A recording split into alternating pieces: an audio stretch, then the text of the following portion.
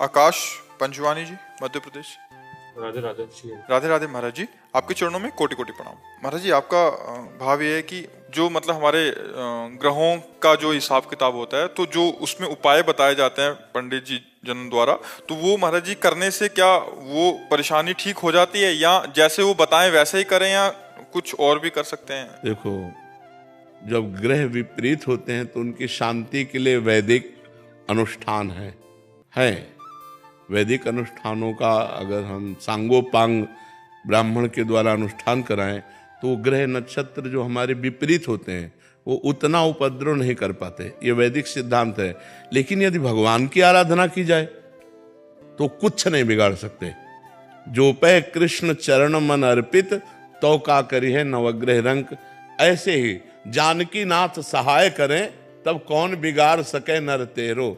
शुक्र शनिचर राहु केतु सब क्षण में हुई हैं तेरे चेरो।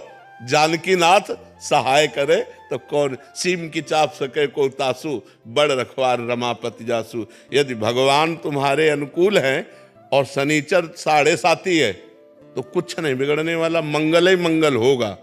अगर भगवान का भजन नहीं करते, मनमानी गंदे आचरण करते हो, तो थोड़ा अनुष्ठान कराने से थोड़ा तो शांत होगा, लेकिन वो फिर वो अपनी कला में तुम्हें फंसाकर नष्ट करेगा। इसलिए हमें लगता है कि जो वैदिक अनुष्ठान करवा सके तो करवा ले, नहीं भगवान का नाम लेकर के, भगवान का आश्रय लेकर हर ग्रहों को शांत किया जा सकता है। खूब नाम जप करो, हर ग्रह शांत हो जाएंगे, अपने आप शांत हो जाएंगे। कह रहे कि बड़ा वो चिंतन, जैसे कुछ भी परेशानी आती है तो ऐसा लगा 7.5 ही आ गया। ले ऐसा कर। अच्छा ये बताओ, जिसके ग्रह नक्षत्र विपरीत नहीं होते उसको समस्या नहीं मिलती क्या? जो हमने पाप कर्म किए वो हमें भोगने पड़ेंगे कि नहीं भोगने पड़ेंगे? तो शरीर की रचना 2 कर्मों से हुई, पाप और पुण्य दोनों के मिश्रित से हुई, तो कभी सुख आएगा कभी दुख आएगा। हाँ, ग्रह नक्षत्र विपरीत होते हैं तो हमको परेशानी ज्यादा पड़ती है, हमें समस्याएं ज्यादा आती हैं। तो हम ग्रह नक्षत्रों की शांति का उपाय बिल्कुल सरल उपाय है, राधा राधा राधा राधा राधा। जो पे गोविंद चरण मन अर्पित तो करिए का नवग्रह रंग। और हर नवग्रह अनुकूल है आपके, वो आप भगवान के प्रतिकूल हो तो तुम्हारा विनाश ही विनाश होगा, तुम्हें कभी लाभ प्राप्त थोड़ी हो सकता है। मान लो बड़ा अधिकारी हमसे नाराज हो जाए, होमगार्ड हमसे हाथ मिलावे तो फायदा क्या होगा? आप विचार करके तो हमारा क्या लाभ मिलने वाला है? तो बड़े अधिकारी अखिल कोटि ब्रह्मांडों के पास भगवान है, हम भगवान के प्रतिकूल चल रहे हैं तो कुछ नहीं होगा। और कुछ ना करो और केवल भगवान का आश्रय ले लो, हर ग्रह नक्षत्र आपके अनुकूल होंगे। कभी इनकी हमने मान्यता ही नहीं की कि कोई, और कभी ये विचरवाना ही चरवाना नहीं चाहिए। नहीं कि अब हमारे आगे क्या होने वाला है, आगे जो होगा सो देख लेंगे, भगवान देख लेंगे, भगवान के शरण में है, राधा राधा राधा। समझ रहे ना? ये आज की समस्या में तो हम परेशान है, आगे की समस्या और हम मोल ले कि आगे क्या होने वाला है। अरे ब्रह्मा जी ने जो हमारे भाग्य में लिख दिया उसे कोई मिटा नहीं सकता, बात समझना। जो विधना ने लिख दिया 6ठे राव के अंक, राई घटे न तिल बढ़े। राई घटे न तिल बढ़े, रहु रे जीव निशंक। एकदम निर्भय रहो और भगवान का भरोसा रखो, सब जगह ठीक हो जाएगा। महाबलवान रावण था, भगवान से विमुख होकर शनि को बांध दिया था, अपने काबू में किए हुए था, समस्त ग्रह नक्षत्र देवी देवता सब। लेकिन क्या हुआ? अंत में क्या हुआ? उसकी खोपड़ियों को जैसे कोई फुटबॉल मारता है ना, ऐसे बंदर लात मारते थे। तो वो मंदोदरी जी ने कहा, राम विमुख अस हाल तुम्हारा। ये जो तुम्हारा हाल है, ये राम विमुख अस हाल तुम्हारा, रहा न को कुल रोवन हारा। और जबकि इतना सामर्थ्य था कि शनि को भी बंदी बनाए हुए था। तू बिगाड़ने आया हमारे ऊपर 7.5 में, उसी को बंदी बना दिया। अब आप विचार करो, इतना बलवान रावण, आखिरकार पूरी लंका का विनाश हुआ और रावण का नाश हुआ। क्यों? राम विमुख अस हाल तुम्हारा। शंकर सास विष्णु अज को ही, राख न सके राम कर द्रोही। अगर भगवान से विमुख हो गया तो विश्व में कोई रखने वाला नहीं। इसलिए हमें लगता है भगवान का आश्रय लेकर हमें नाम जप करना चाहिए। और अगर हमारे पास धन हो, व्यवस्था हो, तो पंडितों को बुलाकर विद्वान जनों से गृह शांति भी करवा लेना चाहिए, कोई परेशानी नहीं है। लेकिन ये पक्की बात है, अगर आप गृह शांति ना भी कराएं और भगवान का नाम जप करें तो आपका अमंगल नहीं हो सकता, मंगल ही होगा। क्योंकि आज तक भगवान के भजन करने वाले का अमंगल नहीं हुआ, जो भगवान का भजन करते हैं। महाराज जी आगे शांति मिले इसलिए विचार कराते हैं, बट और अशांत हो जाते हैं। अभी जैसे 7:30 तक इनको यही लगता रहेगा कि आज से तुम छोड़ दो कि तुम्हारा 7:30 ही लगा है। विश्वास भी जो चीज होती है, नाम जप करो, खत्म, कोई 7:30 नहीं। ये सब हमारे विश्व ब्रह्मांड के पदाधिकारी हैं, ये सब अधिकारी हैं। जैसे शनि है, राहु है, ग्रह हैं, गुरु हैं, बृहस्पति हैं, मंगल है, ये सब हमारे सिस्टम के अधिकारी है। और समस्त सिस्टम का मालिक कौन है? भगवान। और भगवान की शरण में तो सिस्टम हमारे अनुकूल होगा कि प्रतिकूल? सब सिस्टम अनुकूल होगा, सब अनुकूल हो जाएगा। मंगल भवन अमंगल हारी। तो इसलिए आप लोग समझिए इस बात को। एक आदमी घोड़े की नाल की अंगूठी पहने था, लोहे की। हाँ, हमने कहा, तो उसने कहा ये छल्ला इसलिए धारण किए हैं कि हमारे ऊपर शनि का है प्रकोप है, तो प्रकोप नहीं होगा। अरे उस घोड़े से पूछो जिसकी तुम नाल पहले हो कि कितना वजन लाद के उसको दौड़ाया जाता है। अरे उसकी किस्मत तो खराब है, तुम्हारी किस्मत उसकी नाल पहनने से बन जाएगी। पूरी नाल ठोकी हुई है और उसकी किस्मत नहीं बदल रही है तो तुम्हारी अरे राम राम जपो, राधा राधा जपो, कृष्ण कृष्ण जपो, तुम्हारा मंगल होगा। भाव कुभाव अनख आलस हो, नाम जपत मंगल दिस दसो। इस बात पर विश्वास करो। तो आप भैया निश्चिंत रहो, खूब नाम जप करो। और होई है सोई जो राम रचि राखा, को कर तर्क बढ़ावे। ये कुछ नहीं बिगाड़ सकते। श्रीकांत जी काशी। राधे राधे महाराज जी। महाराज जी मन अशांत क्यों रहता है? भगवान का चिंतन नहीं हो रहा, इसलिए। मन सच्चिदानंद भगवान का अंश है। इंद्रियाणाम मनश्चास्मि, इंद्रियों में मैं मन हूं। अगर मन को हम भगवान के चिंतन में नहीं लगाएंगे तो असंतुष्ट रहेगा, चाहे जितना सुख दे लो। तब लग कुशल न जीव को, सपने हूं मन विश्राम। जब लग भजत न राम को, शोक धाम तज काम। मन को विश्राम शांति तभी मिलेगी जब हम खूब नाम जप करेंगे। तो नाम जप करो आप, फिर देखो आपके मन को आनंद आता है कि नहीं आता। हर कष्ट में आनंद आएगा, हर परिस्थिति में आनंद आएगा। जैसे हम आपसे हंस करके बात कर रहे हैं आपसे, लेकिन हमारी शरीर की परिस्थिति बहुत डाउन है। दोनों किडनी फेल हैं, डायलिसिस होता है, परेशानियां हैं, लेकिन हम कोई परेशान नहीं। परेशान हो तो आपसे परेशान की तरह बात कर रहे हैं, हम तो आनंद से बोल रहे हैं।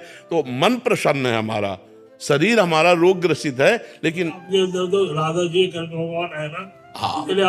हाँ बस भगवान, हाँ भगवान की कृपा का आश्रय लो और नाम जप करो, देखो मन शांत हो जाएगा। खूब राधा राधा राधा राधा और आनंदित। अनुष्का जी विदिशा से। श्री हरिवंश महाराज जी। महाराज जी व्यवहार में सभी जन अलग अलग हैं, मन भ्रमित होता है, सब में भगवान के दर्शन कैसे करें महाराज जी? अब फिर हमको वही बार बार उदाहरण देना पड़ता है। व्यवहार से हम भगवान का लोप नहीं कर सकते। जैसे एक ही बिजली है, हमारा जीवन है। बिजली पानी उत्पन्न करती है, प्रकाश देती है, एसी चलाती है। बिजली देखो कितना हमें काम करती है, और बिजली मार देती है, छू जाए तो मार देती है ना। बिजली ठंडा है, बिजली गर्म है। तो ऐसे ही परमात्मा पावर है, खोपड़ी अलग अलग है। अब वो जो पापमयी वृत्ति है तो उसमें पावर गया तो राक्षसी बल बढ़ गया। अब वो अपनी राक्षसी पना कर रहा है तो पावर को देखता है। जो पावर को देखता है वो हीटर में भी एक पावर है, हाइलोजन में भी वही पावर है, एसी में भी वही पावर है, फ्रिज में भी वही पावर है। पावर एक है, लेकिन करण अलग अलग होने के कारण उसकी क्रिया अलग अलग है। ऐसे ही बुद्धि का प्रकाश अलग अलग है। कोई दुष्ट बुद्धि वाला है, कोई साधु बुद्धि वाला है, कोई मध्यम बुद्धि वाला है, कोई प्रवीण बुद्धि वाला है, लेकिन पावर सब में परमात्मा एक ही है। परमात्मा रूपी पावर एक ही है। जैसे बिजली का पावर एक ही है, लेकिन क्रियाएं अलग अलग हो रही हैं क्योंकि करण अलग अलग है। ऐसे खोपड़ी अलग अलग है, इसलिए परमात्मा पावर जाकर वैसे स्फुरित होता है। एक है बहुत अच्छा बोलता है, मृदु बोलता है, एक है जब बोले तो हृदय दुखी हो जाए, एक है जो आचरण करे सब गंदा करे, एक है बहुत अच्छा आचरण कर रहा है, लेकिन दोनों में पावर एक ही है। अच्छा आचरण करने वाले और बुरे आचरण करने वाले में पावर एक ही है, वही पावर परमात्मा है। हमें परमात्मा को देखना है, हमें पावर को देखना है। अगर हम क्रियाओं को देखेंगे तो परमात्मा को नहीं देख पाएंगे, और परमात्मा को देखेंगे तो क्रियाओं का महत्व नहीं रहेगा। कि सब में बिजली एक ही है, अगर बिजली चली गई तो हीटर भी ठप, कूलर भी ठप, सब ठप, नहीं ठप हो गए। हाँ, इसीलिए पावर परमात्मा है, जीवन आधार परमात्मा है, सबका जीवन आधार वो पापी पुरुष के अंदर भी विराजमान है। क्योंकि अगर वो पावर ना हो तो पाप कर ही नहीं सकता। पावर तो परमात्मा ही, अब परमात्मा रूपी पावर का प्रयोग क्या हो रहा है ये देखना है। अब जैसी बुद्धि होती वैसे उस पावर का प्रयोग होता है। तो इसलिए हम भगवान को सब में देखें, क्रियाओं को ना देखें, नहीं तो हम भगवान को नहीं देख पाएंगे।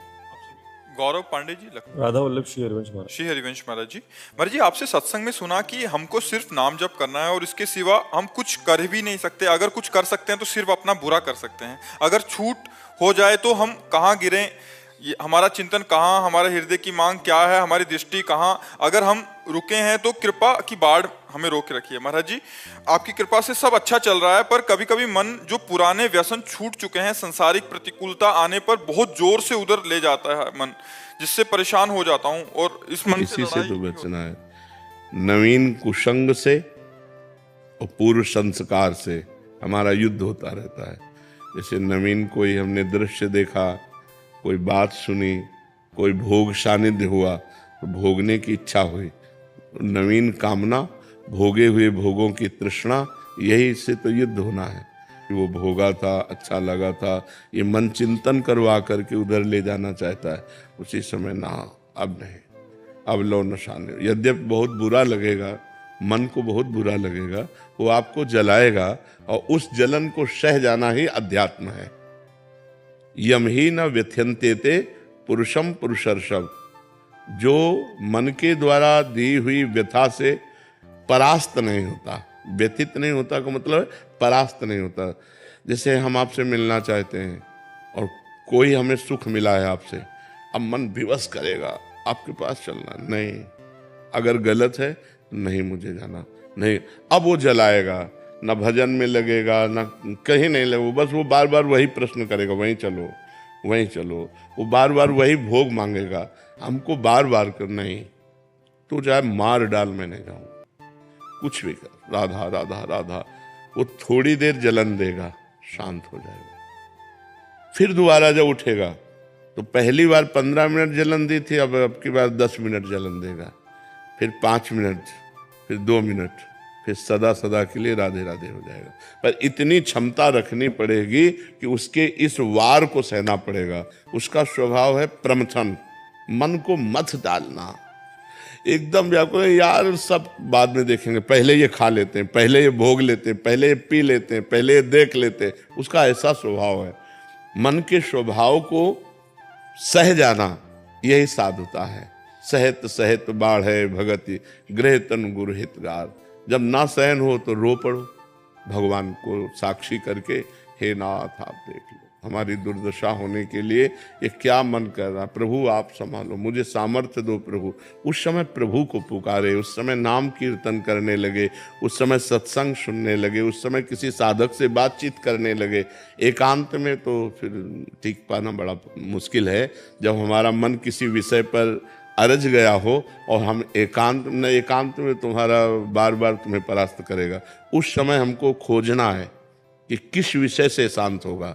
कोई शास्त्र स्वाध्याय, कोई सत्संग सुनना, किसी साधक के पास बैठ जाना, कुछ नहीं है तो जोर जोर से भगवान को पुकारना, राधा राधा किशोरी जू, हे लाल जू, हे प्रभु मुझे बचाओ मेरा मन ऐसे। क्योंकि इसको सहना बहुत कठिन है। बातें बना लेना, उपदेश दे लेना, उपदेश सुन लेना सब सरल है, लेकिन जब ये हठीला मन किसी विषय पर हट कर लेता है कि मुझे ये चाहिए, मुझे ये भोगना है, फिर बड़ा मुश्किल हो। फिर तो मतलब घबराहट पैदा कर देगा, भारी जलन पैदा कर देगा, व्यथा पैदा कर देगा। कहीं लगेगा नहीं तो आपको भी बुद्धि सलाह देगी, अरे कर लो, आज के बाद कभी नहीं करेंगे, पर आज कर लेंगे, शांत तो हो जाएगा मन, बस मर गए, अब फंसा लिया। फिर शांति जब होगी ना तो कहेगा कि नहीं करूंगा, पर पुनः जब संकल्प भरेगा तो तुम लड़ नहीं पाओगे, तुरंत वही करना पड़ेगा। फिर 2-4 बार हारने के बाद मन क्या कहेगा, अब तुम जीत सकते ही नहीं, लगे रहो इसी में। फिर वो जीव कि यार साल भर तो हमने छोड़ा था, फिर यार हम नहीं छोड़ पाए, फिर हम गिर गए। पहला जो विषय छोड़ा है उसको चांस मत दो। अगर चांस दिया तो फिर तुम्हें चांस नहीं देगा वो जीतने का, ये पक्का समझ लो। पूरा जीवन का जीवन निकाल देगा और आपकी हिम्मत नहीं पड़ेगी कि उससे आप लड़ सको।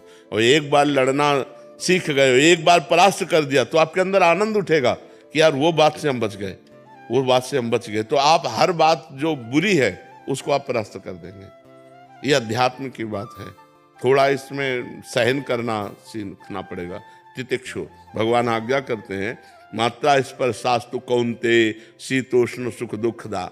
ये जो है आगमा पाइनो अनित्यास्तास तितिक्षस्व भारत, ये आगमा पाइना आने जाने वाले हैं, इनको तास तितिक्षस्व भारत, इनको सह। मात्रा स्पर्शास्तु कौन्ते शीतोष्ण सुख दुखदा। ये जो गर्मी सर्दी अनुकूलता प्रतिकूलता लाभ हानि, ये नाना प्रकार की ये आने जाने वाली हैं। काम क्रोध लोभ, ये वृत्तियां आने जाने वाली, टिकने वाली नहीं। इसलिए हे अर्जुन तुम इनको सहन करो, ये भोगने से नहीं शांत होंगी। और हमारी इंद्रियां चंचल हैं और मन इंद्रियों के अधीन है और बुद्धि मन के अधीन है, तो वो भी सलाह देती भोग लो। और अगर बुद्धि भगवान में लगी हुई है तो वो कहेगी नहीं गलत है, हम नहीं करने देंगे। तो अगर बुद्धि ना कर दे तो मन कुछ नहीं कर सकता फिर। लेकिन मन इतना बलवान है कि वो बुद्धि को अपने अधीन करा के दस्तखत करवा लेता है और इंद्रियों के साथ भी मनमानी विचरण करता है। इसलिए खूब नाम जप करो, सत्संग सुनो और सहन करना सीखो। जो सहन कर गया वही आगे बढ़ गया, जो टूट गया वो बिखर गया है संसार में। अभी 6-7 दिन पहले ऐसे ही हुआ था कि मतलब जो व्यसन छूट चुके हैं पूरी तरीके से, तो कुछ ऐसी चीज़ें हुई, किसी से बातचीत कहा सुनी हो गई, तो मन बार बार उसी चीज़ों में ले जा रहा था थोड़ा। तो मतलब जैसे आप कहते हैं कि विचार आएगा, फिर संस्कार बनाएगा, फिर संकल्प होता है, तो वो हो ही गया था। फिर मुझे लगा अब मैं भ्रष्ट हो जाऊंगा तो भगवान से ये प्रभु अब नहीं हो पा रहा है, हम भ्रष्ट हो जाएंगे। उसी समय कुछ ऐसा प्रभु ने कृपा की कि हुआ, तो क्रिया नहीं हो पाई किसी तरीके से, तो बच गए। अब जैसे महाराज जी मन में आता है कि अब जैसे दीक्षा आप कृपा हो रही है, आपकी कृपा से ही सब हो रहा है, वरना हम तो किसी लायक नहीं थे, हम तो कहाँ पड़े थे वो तो हमको ही पता है। आपकी कृपा, प्रभु कृपा हुई, तो अब जो उपासना मिली है वो आपकी कृपा से कर पाते हैं, कर हो रही है। फिर मन में ये अब डर लगने लगा है कि जैसे दीक्षा ले ली, उसके बाद आगे चल के फिर ऐसा हुआ कहीं कुछ क्रिया। यही डर वो तुमको गिराएगा, यही डर गिराएगा। तुम्हें डरना नहीं, ये मैं मर जाऊं लेकिन पीऊंगा नहीं, मर जाऊं गहाऊंगा नहीं, मर जाऊं भोगूंगा नहीं। तू कर, तू कितना भी बार बार कर, मैं नहीं कभी करूंगा। कभी हट करके देखो तुम इतना डरपोक क्यों हो गए, इतना डर क्यों? डरोगे मार डालेगा। बिल्कुल बात पक्की समझो, दुश्मन से डरना नहीं है।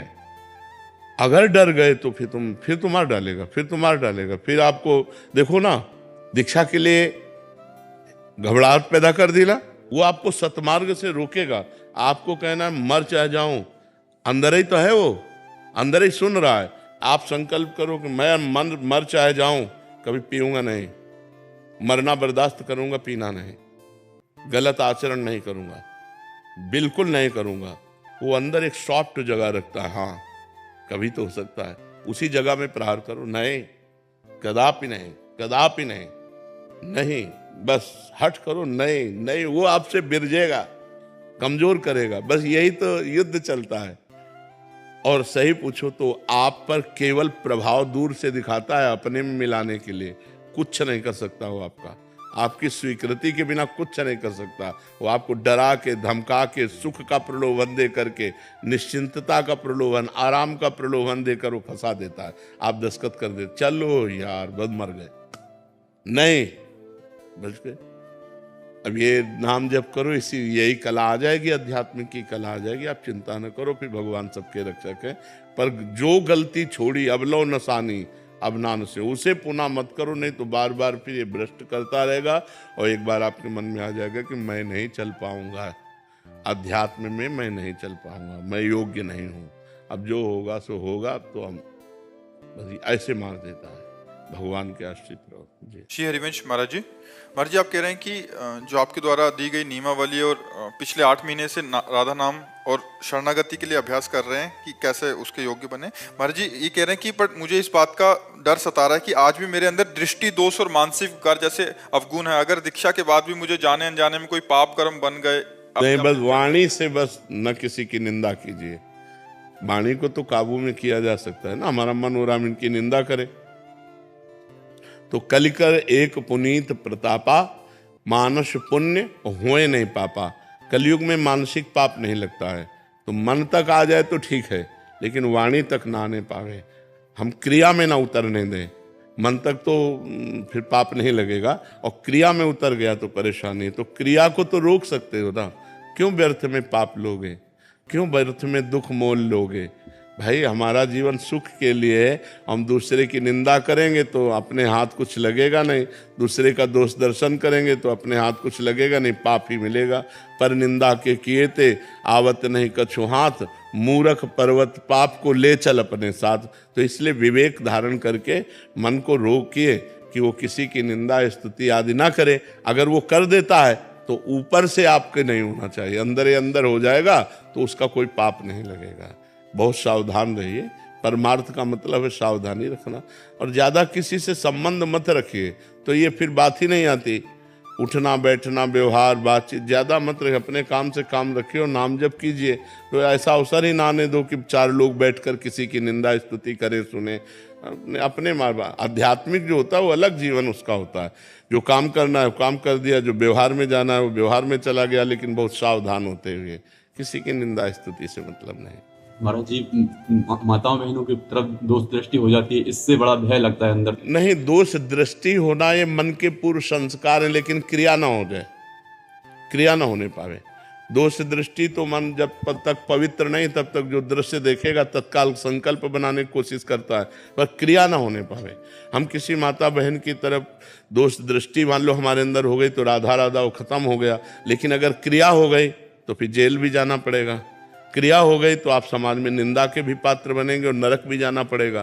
क्रिया ना होने पावे, आंतरिक मन में विकार को हम नहीं रोक सकते हैं जब तक भजन का बल नहीं जागृत होगा, और जब भजन का बल जागृत होगा तो उसको भी रोक लेंगे। वो संकल्प मतलब इतना समय ही मत दो, तभी कहते हैं राधा राधा राधा राधा, इतना समय ही मत दो कि कुछ प्रपंच कर पाए, उसके ऊपर इतना बोझा लादे रहो नाम का, कथा का, कीर्तन का, कि उसको अवसर ही ना मिले संसार की तरफ जाने का। अगर अवसर भी मिले तो क्रिया ना करे, क्रिया ना होने पाए, बस इसको रोक ले। नागेश कुमार जी हरिद्वार से। राधे राधे जी। राधे राधे महाराज जी। गुरुजी, मैं एक वैज्ञानिक पृष्ठभूमि से हूँ, मेरी स्वाभाविक रुचि ज्ञान मार्ग व प्रकृति के विश्लेषण में है। महाराज जी, शास्त्र कहते हैं कि आत्मा तत्व अप्राकृतिक है और स्वयं ईश्वर है। महाराज जी, प्रश्न है कि जैसे आप कहते हैं कि वायु विकार के कारण समुद्र लहरों के रूप में परिलक्षित होता है, दिखाई देता है, वैसे ही क्या प्राण ही मन बुद्धि के रूप में परिलक्षित होता है और समाधि की स्थिति में शांत हो जाता है, जिससे आत्मा प्रकाशित हो जाता है? अभी समझ नहीं पाए। आपका प्रश्न है, हाँ, अष्टधा प्रकृति अपरा प्रकृति है। आकाश, जल, वायु, अग्नि, पृथ्वी, मन, बुद्धि, अहंकार, कितने हुए? 8। ये अष्टधा प्रकृति से सब कुछ रचा हुआ है, इसे अपरा प्रकृति कहते हैं। इसके अंदर जो चैतन्य है उसे परा प्रकृति कहते हैं। जिसको आसक्ति शरीर में हो गई उसे जीवात्मा कहा गया। इन दो से ही अनंत ब्रह्मांड भरे हुए हैं।